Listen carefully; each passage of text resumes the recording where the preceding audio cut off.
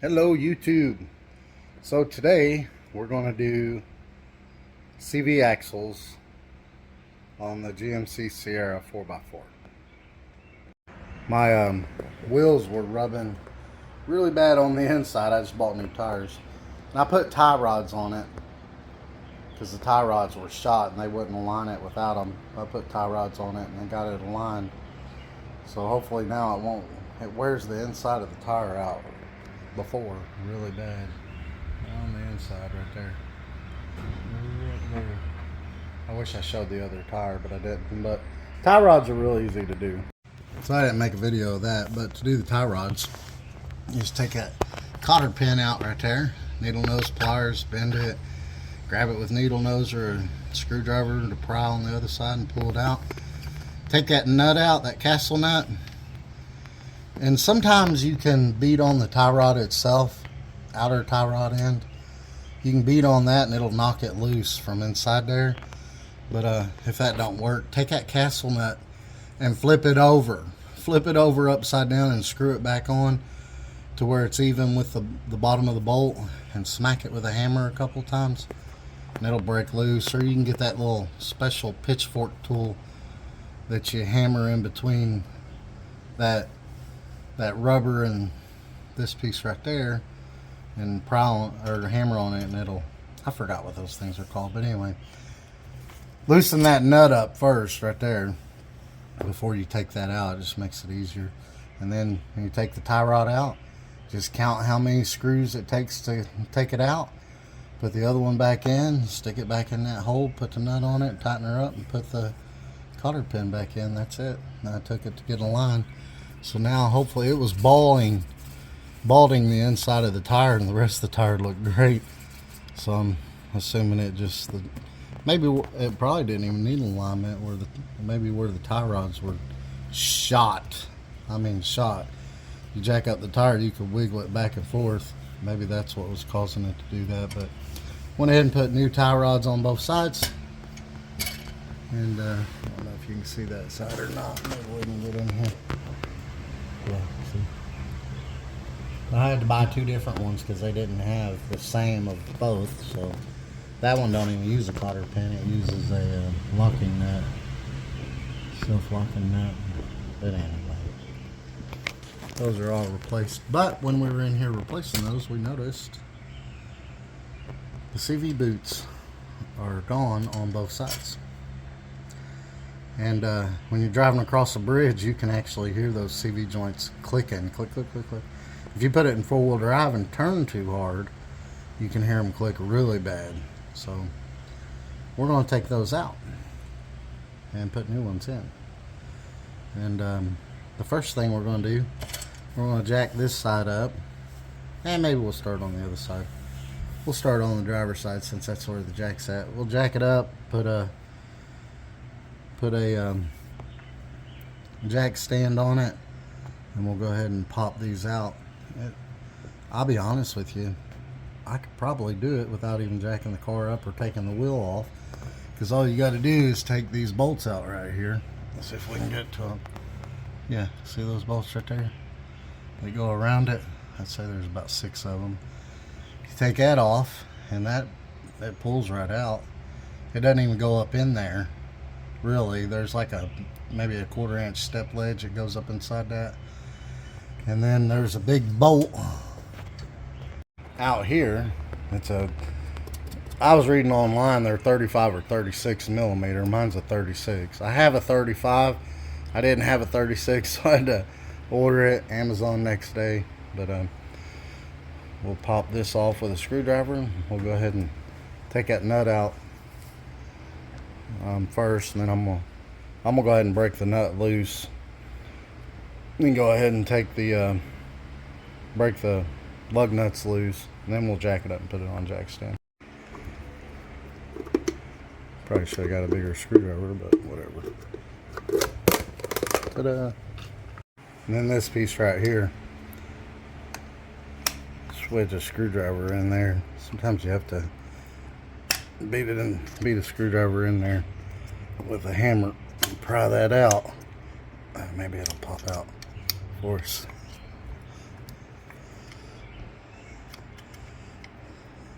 Let me get a bigger screwdriver. If you can't get a screwdriver started though, you will have to tap on it a little with a hammer. Just try to get right in between there on the back side of that. Ta-da! There's our big nut. Now I'm gonna break all these loose before we jack it up. 36 millimeter.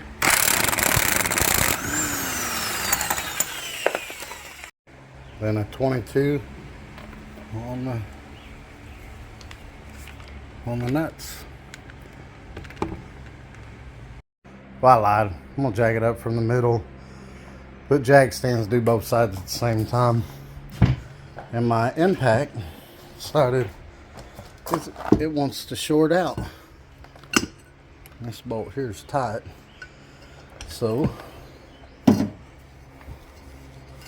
good old trusty jack handle comes in handy. Let me try this again. There we go. Much better. I just took the jack handle out. Dang, that's tight. There we go. All right. Go ahead and I took all the bolts out of the other side except for 2 to hold the wheel on. And we'll do that over here as well. Then we'll jack her up and put the jack stands on it. Looking at the nut and the bolt on these things though, you'd think them CV axles were brand new. But now they're shot. Alright, so 2 bolts. Pulling both sides on and they're loose. Now we'll jack her up and put some jack stands on her. I got 3 in that one actually. Oh, I got, well, they're all loose.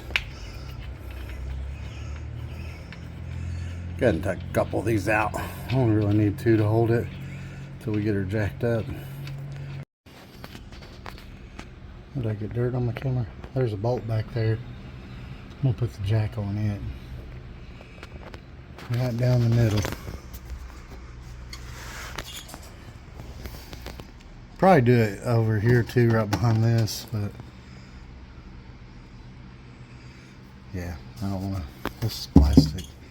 That shield's metal, but there's a crossbar. See here, there's one back there too.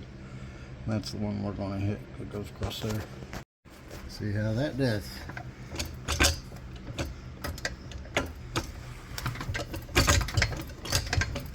Up, up, up, and away.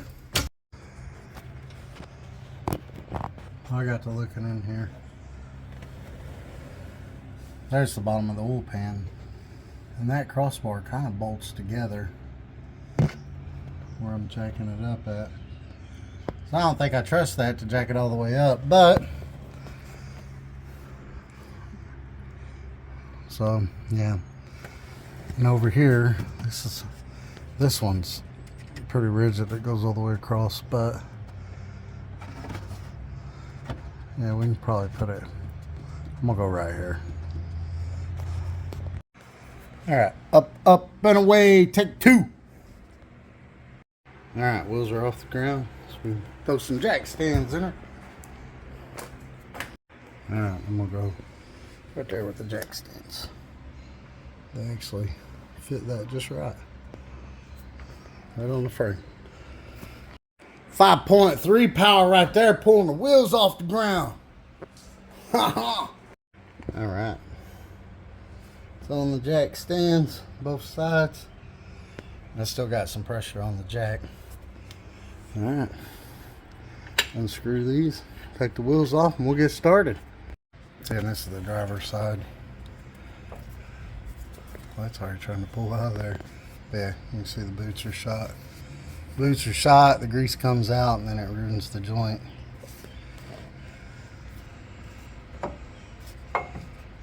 Here, actually, that's the lug nuts spinning in the rotor, but yeah, they're bad. I can hear them going down the road. So we're after these bolts right here. I don't know what size they are, so I'm about to tell you. I'm gonna guess a 15. Yep, 15.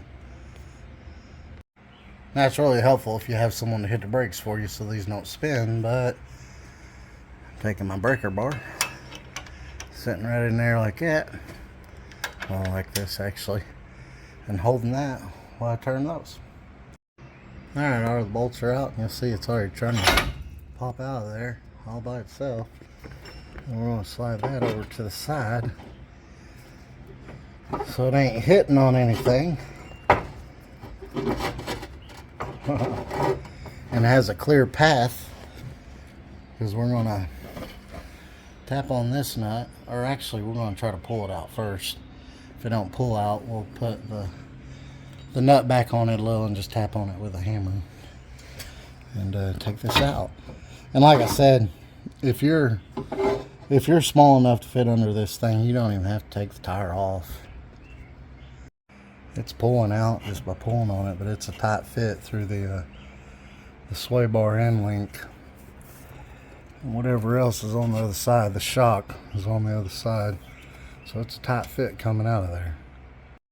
Took some wiggling and a wobbling, but it came out. I was going to take that off, but decided not to. I was going to take the swing bar end link off, but it's so rusted I was afraid the bolt would break. What's in the box? Rock Auto. Rock Auto has some good prices on stuff, but their shipping is crazy. Crazy high. But they usually send you a cool sticker. Yeah. Add that to the collection over here. Ta-da. Had a bunch more people take them.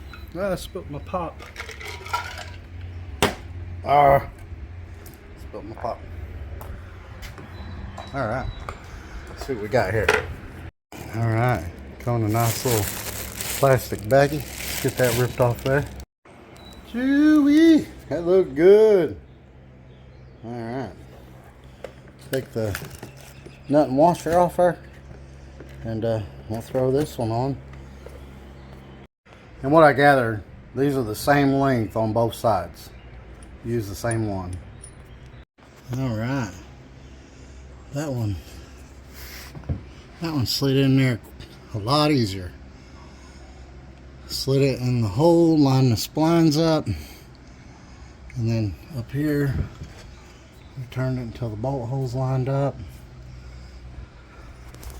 And then, yes sir, now we'll put our 6 bolts back in, tighten it down. We'll look up the torque and see what the torque is on those, or we'll just give her a good ooga dooga.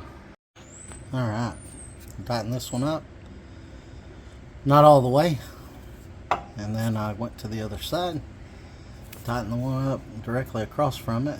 I tightened it all the way up and tightened that one all the way up, and then went crisscross on the rest of them and tightened them all up real good. I didn't torque them, I just tightened them.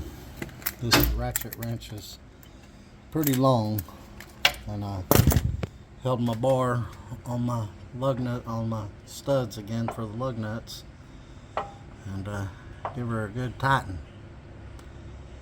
Alright, so now we put the nut and the washer in. That must be a locking nut because it ain't screwing on as easy as I screwed it off. But we're going to wait and tighten that up until we get the car on the ground, or the truck on the ground. We'll go ahead and put the wheel on, get the lug nuts started, and we'll torque the lug nuts and that once we get it on the ground, because I don't have anybody to hold the brakes. Alright, now we'll go to the other side and we'll do it the exact same way. Alright, bolts are snugged up on both sides. This side was actually easier because that shield that runs under the truck, it sticks out further on the other side, and where it doesn't stick out as much on that side, makes it easier to snake that thing out. See the shield? It sticks out further on this side.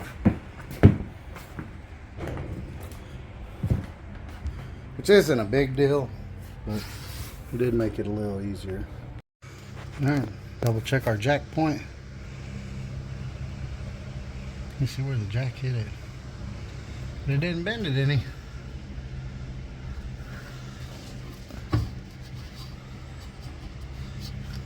Yeah, looks fine. Worked good. That's just, they just scraped the paint off there. That was it. All right, it's on the ground. We're going to torque everything. I got to look up the torque. All right, so the hub bolts up inside here are 58 foot-pounds. We are going to torque those. I can still get under there. The lug nuts are 140 foot-pounds, and the middle bolt is 177 foot-pounds. So we're going to go ahead and torque that down. We'll go for a ride and make sure when we're in four-wheel drive it doesn't pop when we go around corners. All right, let's see what we got here. Now, oddly enough, when you turn this thing in two-wheel drive, it didn't really do anything. But you put it in four-wheel drive, it made all kinds of noises. But even in two-wheel drive, like going across a bridge where you can hear everything underneath your vehicle, you could hear it click, click, click, click. But we got her in four-wheel drive now. We're going to back out of here, make sure nobody's coming, and we're going to cut it really, really, really hard.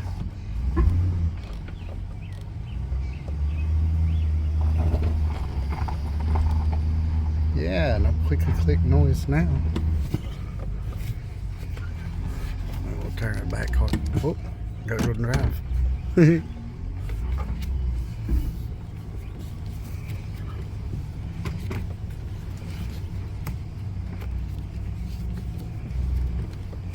Yeah, it ain't doing it now. There we go. All right, put her back in two-wheel drive. That should do her.